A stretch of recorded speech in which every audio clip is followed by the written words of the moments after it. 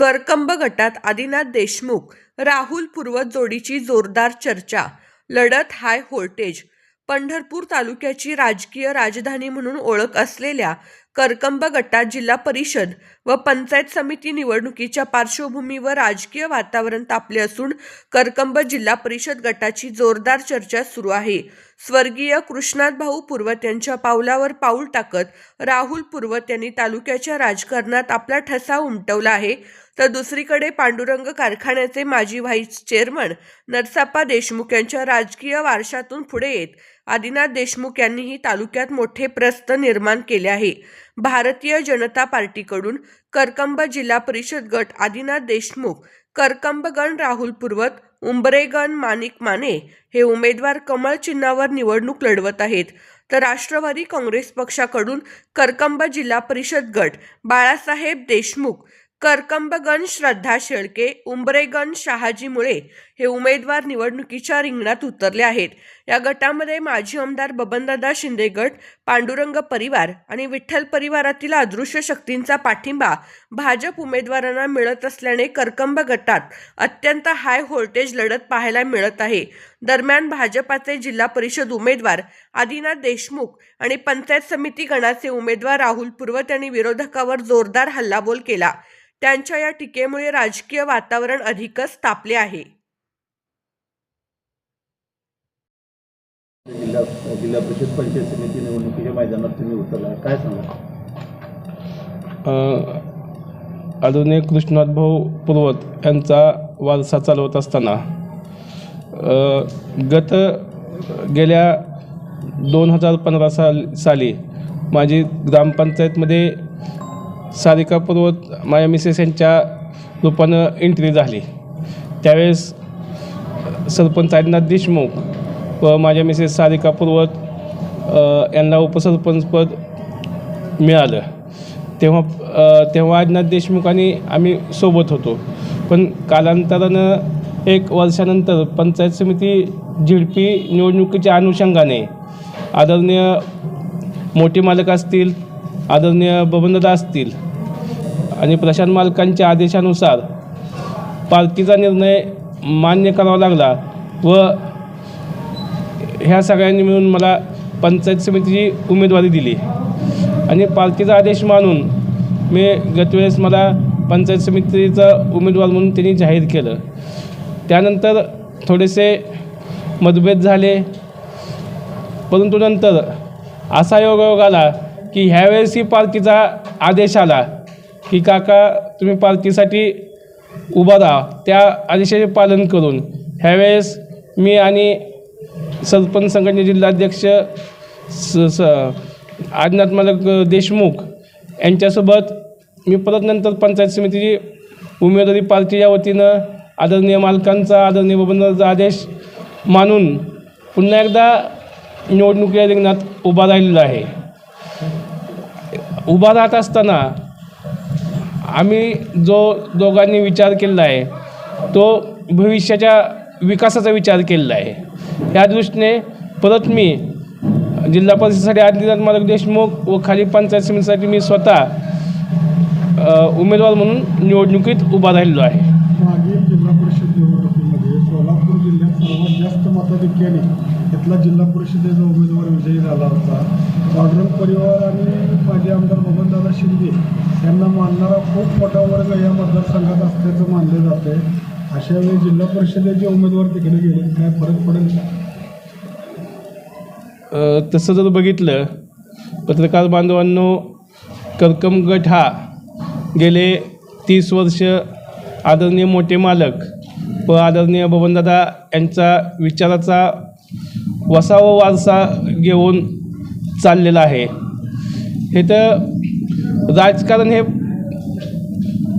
Party आणि पक्ष केंद्रित राजकारण आहे. ह्या दोघांचा जो आदेश आहे तो आदेश ग्राह्य धरून उमेदवार न बघता त्या पक्षाचा, पार्टीचा उमेदवार बघून मतदान केलं जातं आहे. हे राजकारण काय व्यक्ती केंद्रित किंवा मागच्या वेळेसचा जिल्हा परिषद सदस्य एवढ्या मताने निवडून आला ते यश त्यांचं नाही आहे. ते यश आदरणीय मोठ्या मालकांचं, प्रशांत मालकांचं व बबनदादा शिंदे यांचं आहे. स्वर्गीय कृष्णात भाऊ पूर्वत म्हणजे विठ्ठल परिवारातील विठ्ठल मंदिर अण्णांच्या खांद्याला खांदा लावून काम करण्यात आलेले नेते म्हणून ओळखले जात आले होते. आज विठ्ठल परिवारातील अनेक घटक सोबत आहेत, काय सांगा? आदरणीय पर्वत भाऊंचं विठ्ठलच्या जडणघडणीत आणि उभारणीत खूप मोलाचा वाटा आहे. काळाप्रमाणे काळ बदलत गेला, भरपूर स्थित्यांतरे होत गेली. त्याप्रमाणे आम्ही पण पर्वत भाऊंचा आशीर्वाद घेऊन राजकारणात काही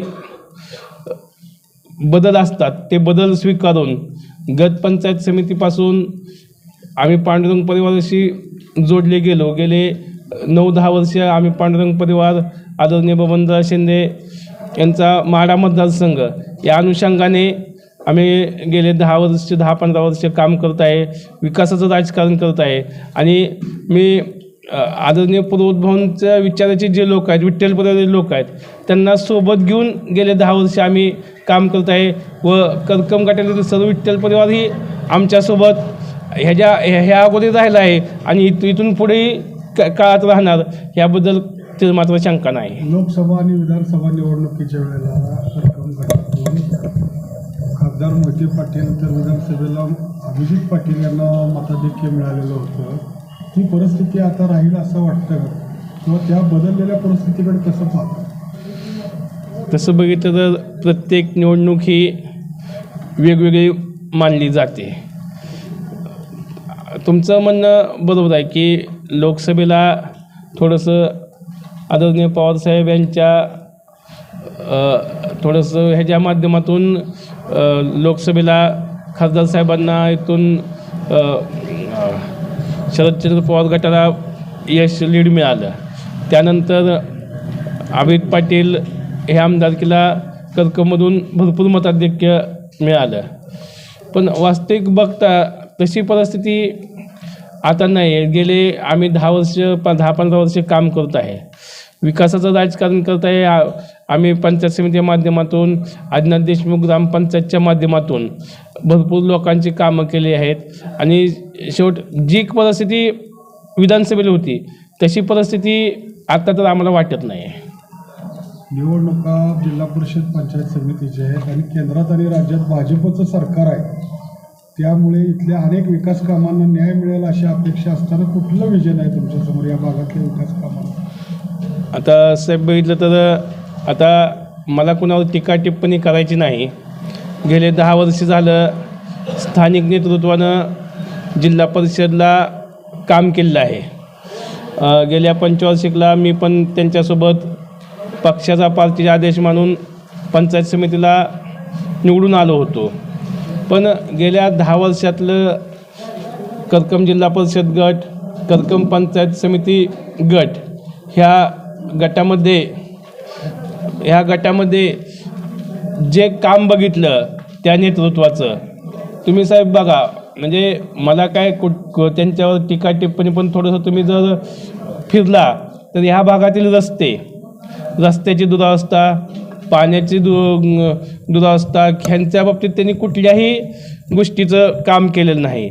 फक्त जिल्हा परिषदमध्ये जायचं आणि वैयक्तिक ठेकेदारी चालवायची, हा त्यांचा उद्योग गेले 10 वर्ष झालं मी पण जवळून बघितला आहे. मग आमचं मत आहे कुठे तर तुम्ही विकास केला पाहिजे. ह्या अनुषंगाने ह्या जिल्हा परिषद पंचायत समितीला आम्ही आदिनाथ मालक देशमुख यांच्यासोबत जाऊन जिल्हा परिषदचे निवडणूक ते लढवत आहेत, मी खाली पंचायत समिती निवडणूक लढवतो आहे. आम्ही ह्या माध्यमातून ह्या भागातील रस्ते असेल, पाणी असेल, विजेचे प्रश्न असतील, आणखी भरपूर प्रश्न, दवाखाने प्रश्न असतील, ह्या भागात आदरणीय प्रशांत मालकाने आणि बबनदादांनी भरपूर विकास केलेला आहे. पण हे नेतृत्व काय, कामं आहेत प्रशांत मालक बबनदादाची, आणि हे नेतृत्व उगाच जनतेसमोर जाते आणि हे कामं मी केलेत, हे काम मी केलेत असं जे भास होते, हे एक चुकीचा मेसेज ते लोकांपर्यंत देतात. आज बबनदादा आणि प्रशांत मालक यांनी ह्या भागाचा भरपूर विकास केला आहे आणि भविष्यात आदिनाथ मालक देशमुख व मी राहुल परत पंचायत समितीला इथून पुढं भरपूर विकास करू. आणि जो बॅकलॉग गेल्या 10 वर्षातला आहे तो बॅकलॉग आम्ही भविष्यात भरून काढण्याचा प्रयत्न करू, एवढंच मी बोलतो. विठ्ठल परिवारातील गणेश पाटील समर्थक, युवराज पाटील समर्थक, कल्याणराव काळे समर्थक आता तुमच्यासोबत आहेत, तर विधानसभा अपक्ष लढलेले रणजित शिंदे आता भाजपत आहेत, यामुळे मोठं पाठबळ मिळालं आहे असं वाटतं. हो, बघितलं तर आदरणीय रणजित भैया, प्रशांत मालक, कल्याणराव काळे, गणेशदादा पाटील हे भाजपमध्ये सक्रिय झाले आहेत. आणि आता वर केंद्रात भाजपचं सरकार आहे, खाली राज्यात भाजपचं सरकार आहे. आता जिल्हा परिषद पंचायत समितीला आम्ही जाईल आणि उद्या ग्रामपंचायतला पण आम्ही असं, मी काय म्हणतो, डबल इंजिन आहे, आता 4 चाकी इंजिन तयार झाले. त्यामुळे विकासाला कुठेही आळ न बसता ह्या भागातील विकास आम्ही दोघांच्या मदतीने भरपूर करू व जनतेचे सर्व प्रश्न सोडवू, एवढीच ईश्वरचरणी प्रार्थना करतो. शक्तिपीठ महामार्गास मोठा विरोध होताना दिसून आलेला होता. त्या शक्तिपीठ महामार्ग आता या भागातून जातोय. खरं तर शक्तिपीठ महामार्गाला विविध पक्षाविरोधी पक्षांचा होणारा विरोध हा अनेक आरोपातून होत होता आणि आता श्रेयवादाची लढाई सुरू झाली आहे. काय सांगाल यावर? शक्तिपीठ महामार्गाला विरोध करणाऱ्या पक्षातीलच लोक आज या शक्तिपीठ महामार्गाचं श्रेय घेण्यामध्ये मग्न आहेत. खरं तर या राज्याचे मुख्यमंत्री आदरणीय देवेंद्रजी फडणवीस साहेब आणि या जिल्ह्याचे पालकमंत्री आदरणीय जयकुमार गोरे साहेब यांनी निर्णय घेतला की शक्तिपीठ महामार्ग हा करकम आणि परिसरातून गेला पाहिजे. आणि अतिशय महत्त्वाची घोषणा ही करकम आणि आमच्या परिसरातील जनतेसाठी या ठिकाणी झालेलं आहे. भाजप सरकारचं आम्ही निश्चितपणे स्वागत केलेलं आहे. आणि ज्या लोकांनी विरोध केला ते लोकच आज श्रेय घेत आहेत. तर निश्चितपणे इथली जनता ही अतिशय सुज्ञ आहे. या जनतेला माहीत आहे की खरा विकास करणारी माणसं कोण आहेत आणि श्रेय घेणारी माणसं कोण आहेत. श्रेय घेणाऱ्या माणसाला इथली जनता खड्यासारखं निश्चितपणे बाजूला करेल. मागील वेळेला 9,000 इतकं मताधिक्य या जिल्हा परिषद गटातून मिळालेलं होतं. आता ते ज्या उमेदवाराला मताधिक्य मिळालं होतं ते उमेदवार तिकडे गेले, या परिस्थितीकडे कसं वाटतं? मागील वेळेस 9,000 मताधिक्य मिळालं होतं ही वस्तुस्थिती आहे. त्याच्यामागं अनेक कारणं आहेत. त्यावेळेस राहुल काका त्यांच्यासोबत होते. आणि त्याच्याही पुढं जाऊन मी सांगतो की त्यावेळेस आदरणीय प्रशांत मालकांची ताकद, आदरणीय बबनदादांची ताकद त्यांच्या पाठीशी उभा होती आणि तीच ताकद आज आमच्या पाठीशी उभा आहे. आणि दुसरी गोष्ट अशी की 9,000 मताधिक्य घेणारी माणसं ग्रामपंचायतीला 550 मतानं पराभूत होतात. त्याच्यानं जिल्हा परिषदेच्या निवडणुकीच्या नंतर आमची ग्रामपंचायतीची निवडणूक झालेली होती आणि ते 550 मताधिक्यानं पराभूत झाले. म्हणजे विक्रमी मताधिक्यानं ते पराभूत झाले. ही गोष्टसुद्धा त्यांनी जनतेच्या समोर आणली पाहिजे.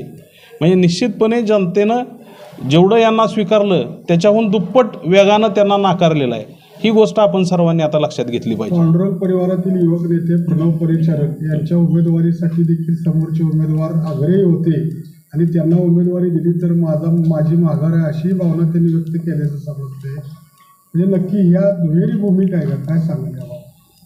आता खरं तर विरोधी उमेदवार हे म्हणजे त्यांची ही सगळी नौटंकी होती. त्यांना बऱ्याचशा गोष्टी हे फक्त प्रणव मालकांचं नाव पुढं करत होते. मग ज्या पांडुरंग परिवारानं तुम्हाला 10 वर्ष संधी दिली, एवढं मोठं सभापती पद दिलं, तुम्हाला संधी नाही म्हटलं गेलं की पांडुरंग परिवार वाईट झाला, भाजप पक्ष म्हणजे वाईट झाला.